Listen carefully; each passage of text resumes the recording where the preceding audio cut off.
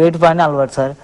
నేను అదే వెయిట్ పని చేయొద్దంటే నేను నాకు ఆ పని తప్ప వేరే పని రానంటే నీకు ఏదన్నా ఒక జాబ్ మేము అలకడి ఇక్కడనే ఇస్తాం, ఎక్కువ శ్రమ పడకుండా చూసుకుందాం అంటే సరే సార్ మాకు ఇక్కడనే ఇచ్చారు, మళ్ళీ నాకైతే వేరే పని తెలియదు అల్క పని అంటే ఇప్పుడు బయట ఎవరు కదా సార్ అంటే సరే ఇక్కడనే ఏదన్నా దాంట్లో పెట్టిస్తాము. ఇక్కడ శస్త్రచికిత్స నీకు ఎలా ఉంది, నీ బాగోగులు చూడటం కూడా ఉద్దేశం? ఇప్పుడు నా బాగోగులు చూసుడు మంచిగా ఉంది. వాళ్ళకి చెప్పిన దానికంటే వాళ్ళు చెప్పారు 50% ఈ పని చేయొద్దని, ఇట్లా ఉంటదని. అంటే వాళ్ళ దానికన్నా వాళ్ళు అన్న దానికన్నా ఇంకా అంత ఎక్కువనే నాకు ఆరోగ్యం మంచిగా ఉంది, కానీ ఇప్పుడు అంతా బాగుంది సార్. బాగుంది. రమేష్ కి గుండె మార్పిడి శస్త్రచికిత్స చేసి పునర్జన్మ ఇచ్చినటువంటి వైద్యులు ప్రముఖ కార్డియోథొరాసిక్ సర్జన్ డాక్టర్ ఆళ్ల గోపాలకృష్ణ గోఖలే గారు మనతోనే ఉన్నారు. వారితోనే ముచ్చటించి ఈ విశేషాలను తెలుసుకుందాం. నమస్కారం గోఖలే గారు. నమస్కారం రాంబాబు గారు. సార్, ఈ అవయవ మార్పిడి చేయాలి అనే ఆలోచన మీకు ఎలా వచ్చింది సార్? ఈ హార్ట్ సర్జరీ చాలా కాలం నుంచి మన దేశంలో డెవలప్ అవుతూ వచ్చిందండి. నా ట్రైనింగ్ పీరియడ్లో సిఎంసి వెల్లూరులో చేసిన తర్వాత కొంతకాలం హైదరాబాద్లో వర్క్ చేసి తర్వాత నాకు అప్పట్లో 1992లోనే ఈ ఐడియా వచ్చింది, ఈ ట్రాన్స్ప్లాంటేషన్స్ అనే దాంట్లో కొంత ట్రైనింగ్ తీసుకోవాలని. మరి ఆ టైంలో ఆస్ట్రేలియా సెయింట్ విన్సెంట్స్ హాస్పిటల్ అక్కడికి వెళ్ళటం జరిగింది. 1 year వాళ్ళ ట్రాన్స్ప్లాంటేషన్ సెంటర్లో పనిచేసాం. వాళ్ళ గుండె ఊపిరితిత్తులు రెండు సపరేట్గా రెండు కలిపి మార్చడం అవన్నీ 1 సంవత్సరం పాటు వాళ్ళ దగ్గర ట్రైనింగ్ తీసుకున్నానండి. దాదాపు 6 రోజుల్లోనే మనం ఇండియా వచ్చి మనం ఇది కనుక చేయగలిగితే బాగుంటుంది అనే ఇంప్రెషన్ వచ్చింది.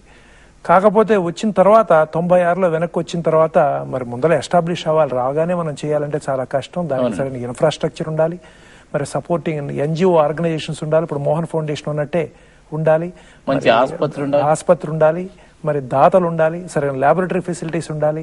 ఇవన్నీ రావడానికి కొంత టైం పడుతుంది. మేము కూడా ఎస్టాబ్లిష్ అవ్వాలి, మరి మేము సర్జరీ చేయాలంటే మరి కొంత ఎక్స్పీరియన్స్ ఉండాలి, ప్రజలకు కూడా నమ్మకం ఉండాలి.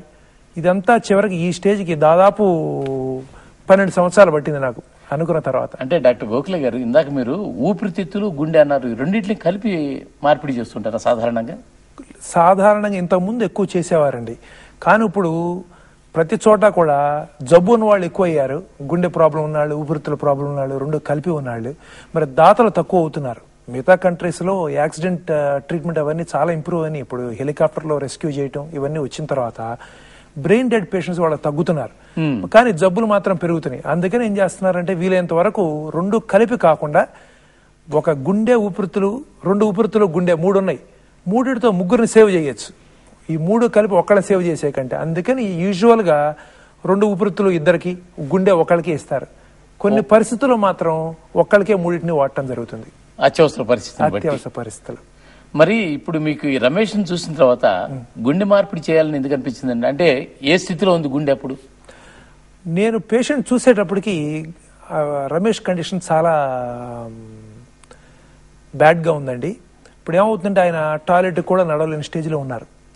మరి ఎప్పుడు కూర్చుని ఉంటాం, రాత్రింబగళ్ళు కూర్చుని ఉంటాం, ఆయాస పట్టడం, కాళ్ళ వాపు రావటం ఇవన్నీ జరుగుతున్నాయి.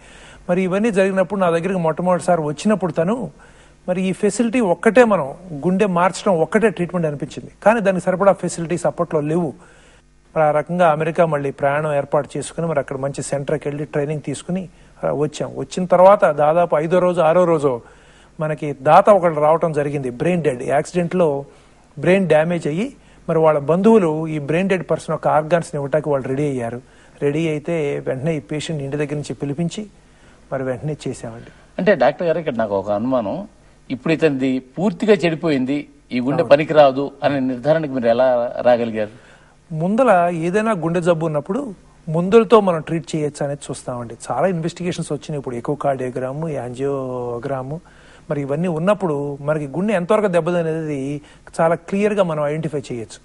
మరి దాన్ని బట్టి ఐడెంటిఫై చేస్తే చాలా దెబ్బతిని ఉంది, అయినా కూడా మందులతో ట్రై చేస్తాం. ఏదైనా చిన్న ఆపరేషన్ రొటీన్గా చేస్తే బైపాస్ సర్జరీ, వాల్వ్ మార్చడం ఇలాంటి ఏదైనా కానీ మనం చేయగలిగి ఈయన ఇంకా కొంతకాలం బ్రతికించగలమా అనేది ఆలోచిస్తాం ఫస్ట్. అప్పుడు కూడా చేయలేను, కానీ అది కూడా ఆయనకి చేసే పరిస్థితులు లేడు. దాదాపు గుండె మామూలుగా రక్తం వచ్చేప్పుడు కొట్టుకునేటప్పుడు అందుట్లో 100 ml బ్లడ్ వస్తే మామూలుగా 60 నుంచి 70 ml బ్లడ్ ను బయటకు ఇజెక్ట్ చేస్తుంది. మరి ఈయన మా దగ్గరకు వచ్చేటప్పటికి దాదాపు 10 నుంచి 15 ml మాత్రమే ఇజెక్ట్ చేస్తుంది. మరి కూర్చోలేకుండా కూడా ఉన్నాడు ఆయన పరిస్థితి. ఇప్పుడు చూస్తే ఈయన ఇంకా కొద్ది గంటలో లేదా 1-2 రోజుల కంటే బ్రతకడు అన్న పరిస్థితి వచ్చింది. టోటల్ గా చనిపోయే పరిస్థితిలో ఉన్నారు అప్పుడు. ఆ పరిస్థితి